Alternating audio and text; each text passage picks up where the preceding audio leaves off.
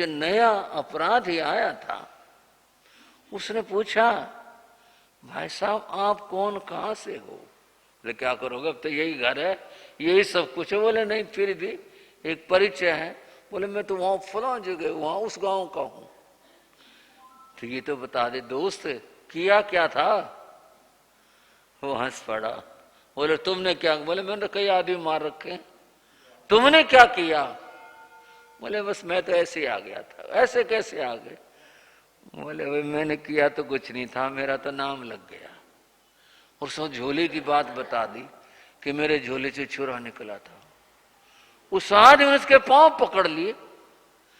बोले भाई साहब मुझे माफ कर दो, मैं था वही आदमी। वो वहां की बात है ना, तांगे की, फला स्टेशन की, उस जगह की।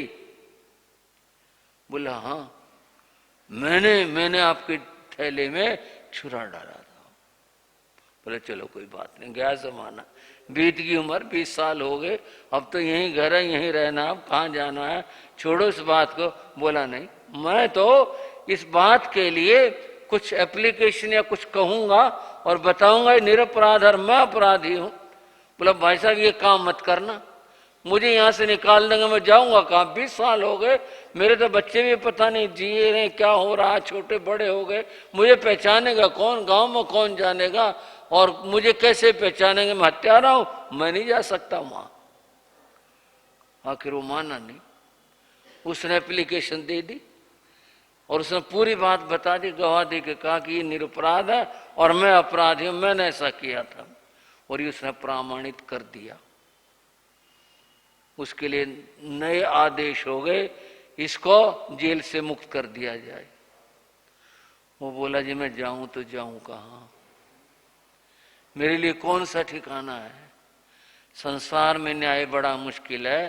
टॉल्स्टॉय ने पूछा उसके साथ न्याय हुआ? अन्याय हुआ? पहली बार तो स्पष्ट अन्याय हुआ, दूसरे बार क्या कहें, उसके साथ न्याय हुआ अन्याय हुआ? उसको निरपराध तो घोषित कर दिया, पर वो जाए कहां, रहे कहां, किस जगह पर जाए? संसार में बड़ा मुश्किल है। यहां यही बात कही कि चोर और इन सब लोगों को पहचानना और न्याय।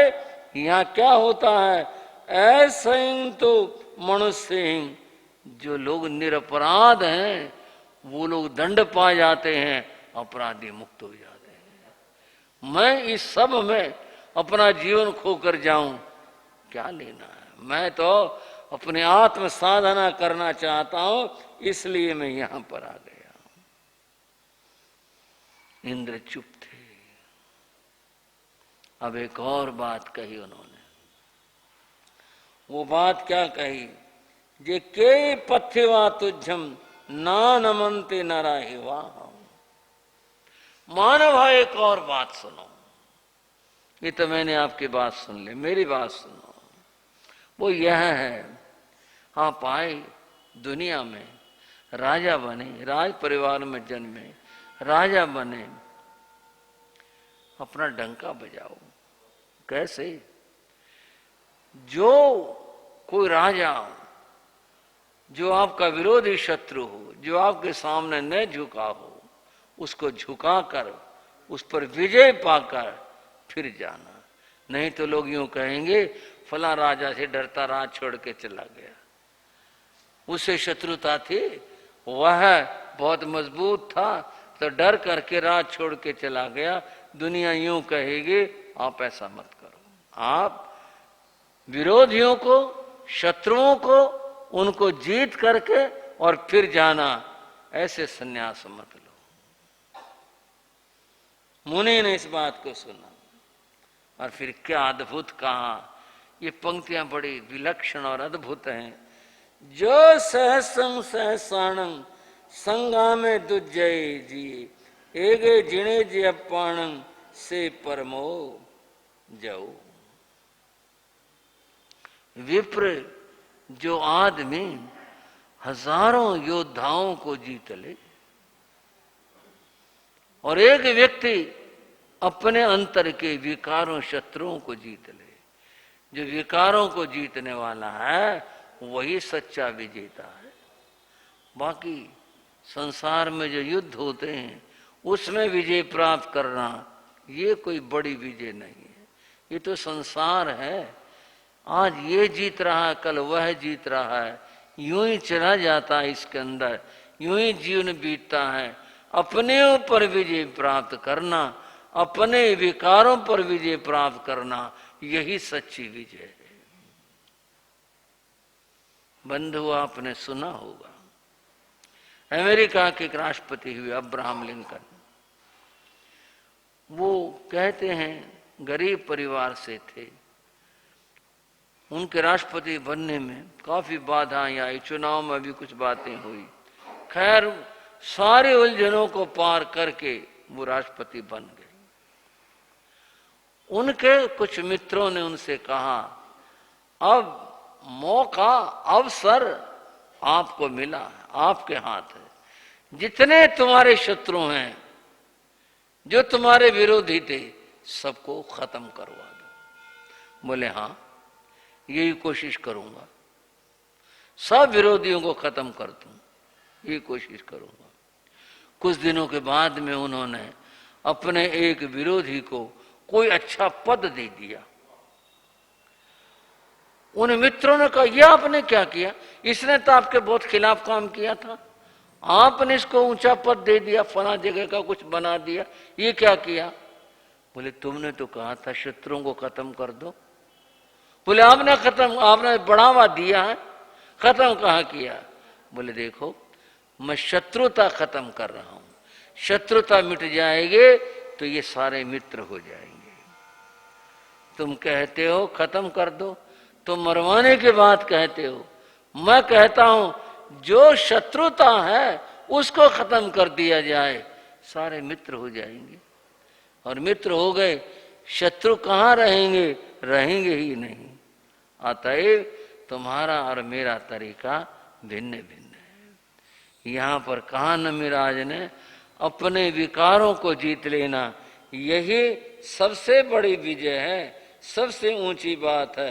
अतएव तुम शत्रुओं को जीतने की बात कहते हो और मैं विकारों को जीतने की बात कहता हूं। आगे इंद्र ने कहा, जयता व्यूले जन्ने भोईता समण महाणे, जत्ता भोचा ये जिठा ये तो गच्छसी खतिया। उस जमाने के अंदर यज्ञों का बाहुल्य था, धार्मिक क्षेत्र में यज्ञ करवाए जाते थे और तरह तरह से होते थे यज्ञों की चर्चा, क्या हिंसाएं भी होती थी।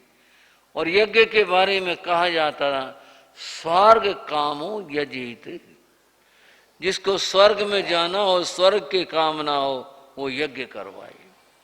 तो आप बड़े बड़े यज्ञ करवाओ, श्रवण दान पुण्य करके फिर तुम जाना। स्वर्ग तो तभी मिलेगा कि जब तुम यज्ञ करवाओगे, तभी कुछ बात होगी। तब नमिराज ऋषि ने इसका उत्तर दिया था, जो सहसंग सहसाणम मासे मासे गवंग दहे। तुम यज्ञ करवाने की बात कहते हो, उसमें हिंसा होती है और हिंसा अधर्म है। दूसरी बात, कोई आदमी महीने महीने में बहुत बहुत दान देता, तरह तरह का दान देता है। यहाँ पर तो गवंग दय आया, गायों का दान करता है। आपको बीच में बताना चाहूंगा, गोदान को वैदिक परंपरा में बड़ा पुण्य मानते हैं, समझ रहे हैं? गोदान को बड़ा पुण्य मानते हैं।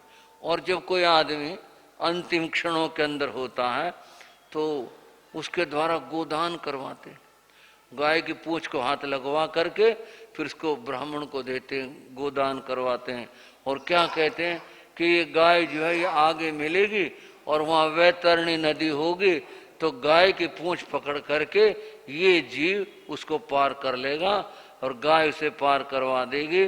गोदान का बड़ा महत्व वैदिक परंपरा में बताया गया। जैन परंपरा में जीव दान का निषेध है आपको इस बात का हक किसने दिया? आप किसी का जीव का दान कर दें, मुर्गा दान कर दें, आप बकरा दान कर दें, कोई आदमी गाय का दान कर दे, किसी आप अपने को दान करो ना। आप उन जीवों को दान कर रहे हैं। जीवों को दान करना तो उनकी रक्षा करो, उनका भरण पोषण करो तो पुण्य है। लेकिन दान कर दिया, आगे क्या हुआ? आगे उन्होंने बेच दी, आगे उन्होंने कसाई को बेच दी, अपने पैसे कमा लिए, क्या हुआ? पाप हुआ या पुण्य हुआ? तो यहां तो जीव दान का निषेध है और इसको गलत बताया।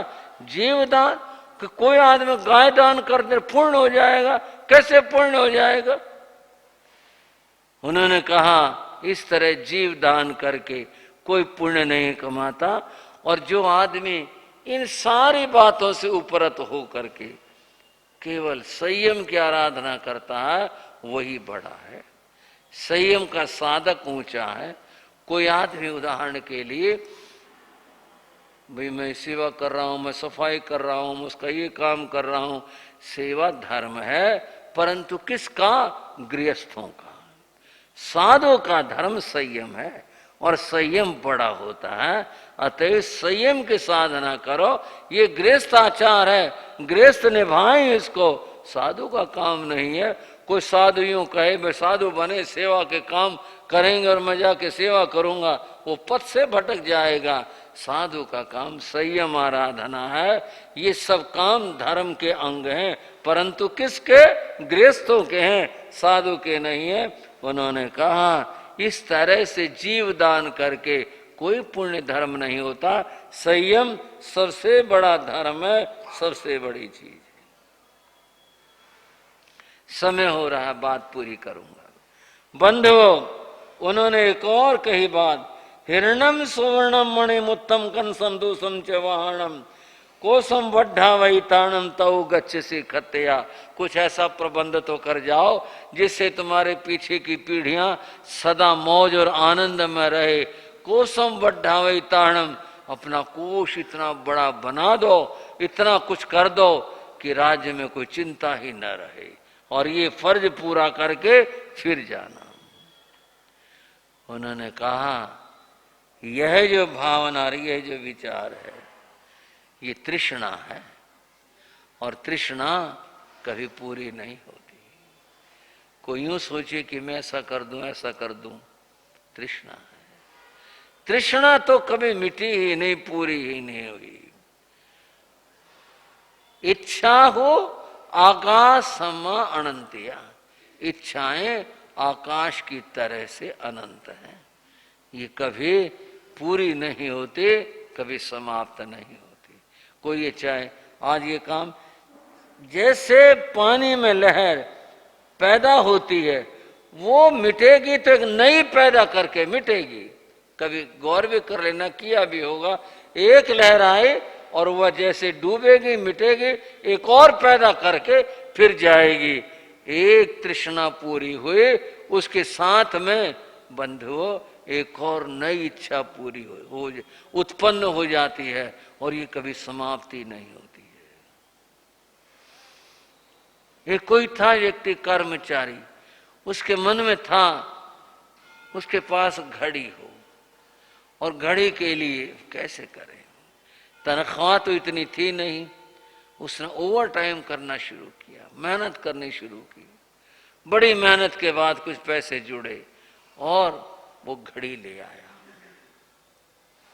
बड़ा खुश था, मित्रों को दिखाई, घर में दिखाई, सबको दिखाई। 2-4 दिन बांधी भी, बहुत अच्छा लगा, दिखाता भी है मेरे पास घड़ी है। मन की इच्छा पूरी हुई।